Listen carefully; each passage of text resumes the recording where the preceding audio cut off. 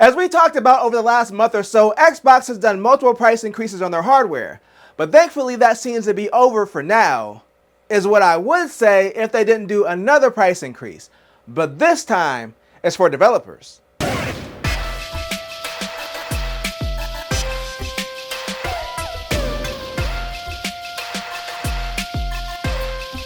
It's Sunday, so let's get sensational.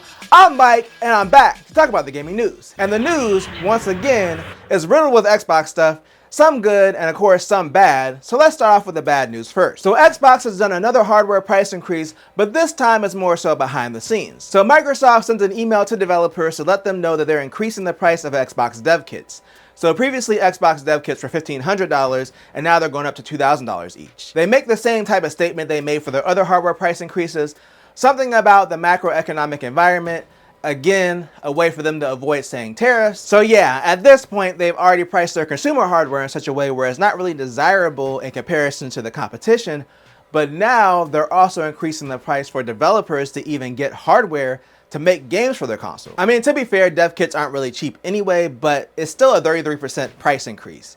I would assume at this point, a lot of developers already have dev kits for the Xbox, but if not, they're probably going to be even less incentivized to get one at this point. Like I mentioned before, it's not them just increasing the price of dev kits, but the Xbox hardware prices are way higher than PlayStation now, and that's going to affect their future growth as far as a player base, and they were already behind PlayStation to begin with. So yeah, it's not only rough to be an Xbox fan right now, but also a developer. But I have a feeling that all of these price increases aren't really due to just tariffs. I'm sure that some of it is, but based on some new reporting, it seems like it may not be the full story. So it's being reported by Bloomberg that Microsoft is expecting unrealistic profits from Xbox. They're claiming that since 2023, Microsoft has wanted Xbox to have a 30% profit margin. Now, to put all this in context, during the recent height of gaming revenue, aka 2020 and 2021 during the pandemic, the gaming industry on average was doing around a 22% profit margin, and in 2024 it dropped to 17%. So if these reports are true, Microsoft is expecting Xbox to do almost double in profits what the industry as a whole is doing right now. Basically, experts are thinking that that's the reason they did all those layoffs in the Xbox division back in July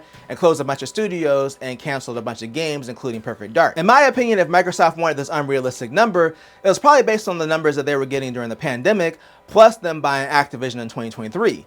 But as we've seen over the past year or so, profits overall in gaming are continuing to fall. Now, as far as the hardware prices, it's not mentioned in any of the articles that I looked at, but there was some speculation prior to this that the reason for the increases, especially the second one, was less to do with tariffs and more to do with profits.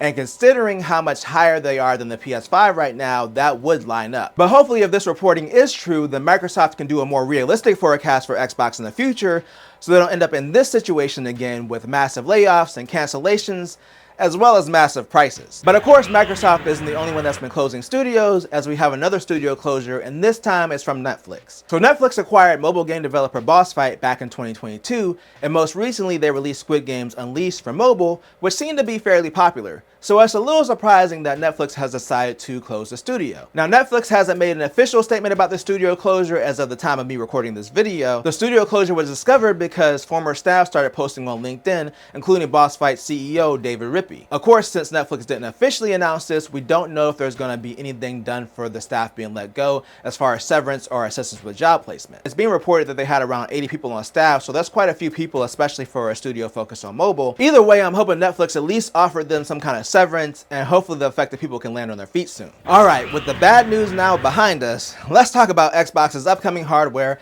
and their latest game announcement.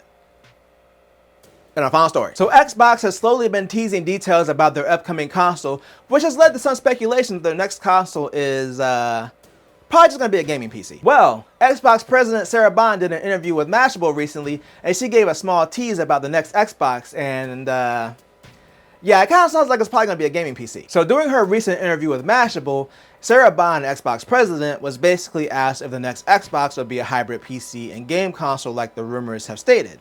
And of course, she's not going to answer the question directly, but she did give the following response to the question. The next gen console is going to be a very premium, very high-end curated experience. You're starting to see some of the thinking that we have in this handheld, but I don't want to give it all away. So obviously, the handheld she's talking about is the ROG Xbox Ally, which is a handheld PC. So personally, I feel like her saying, you're starting to see some of what we're thinking with this handheld is more pointing towards the next Xbox being a PC. Also, when she announced a partnership with AMD a few months ago, she said they wanted to make Windows the #1 platform for gaming.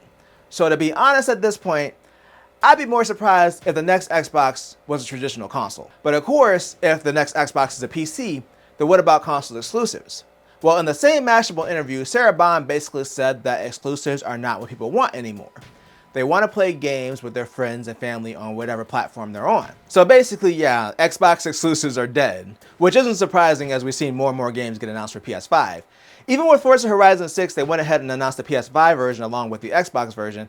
Granted, it is coming out later than the Xbox version, but it's a change from them because usually they would announce the PS5 version later, but they announced it along with the initial game announcement. Of course, we also saw Gears of War finally come to PS5 this year, which basically means the main Xbox series, the one that's so Xbox, the main character is literally green, is the only one that has to come to PS5. Until next year, that is. So Microsoft announced Halo Campaign Evolved, which is a story-only remake of the first Halo, and it's coming out in 2026. It's launching on Xbox, PC, and PS5 on the same day. Now, there isn't an exact release date yet, it's just 2026 basically, but of course, the bigger part of the story is, it's the first Halo game to come to PS5, and of course, since it's story-only, and a remake of the first game, it's kind of a low-stakes release, unless Xbox kind of dipped their toes in, kind of like they did with the Gears remake, so it makes sense that this is the first Halo they would bring to PlayStation. I also don't want to downplay this Halo game, because this is a way bigger shift for Halo in general, because it's the first Halo game being developed on Unreal Engine 5. The previous Halo games were done on an engine that they built in-house called Slipspace.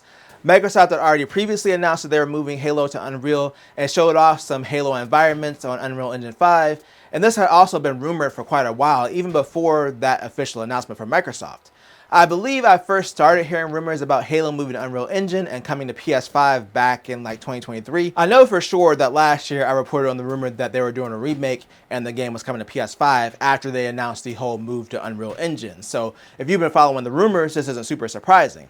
But with this announcement, I have a bigger decision to make on if I'm going to cover these type of stories going forward, because with the announcement of Halo coming to PS5, I think the surprise of, oh, this was Xbox only and now it's on PS5 is kind of wearing off. So I feel like going forward, it's not really going to be big news, even if the next mainline Halo comes to PS5. I kind of feel like it's almost expected at this point, but I'll play it by ear, but most likely I won't be doing a lot of these, oh, look what Xbox is putting on PS5 now type of stories in the future. But let me know what you think down in the comments. Are you excited to see what the next Xbox looks like? And what do you think of Halo Campaign Evolved? Are you excited for it? How do you feel about it overall? Again, let me know down below. And if you enjoyed this video, then make sure to tell a friend, tell a coworker, like, share, and subscribe, and hit that bell notification button thing, wherever it is, to be notified when I drop a video or a live stream. And always do at least 2 things at the same time.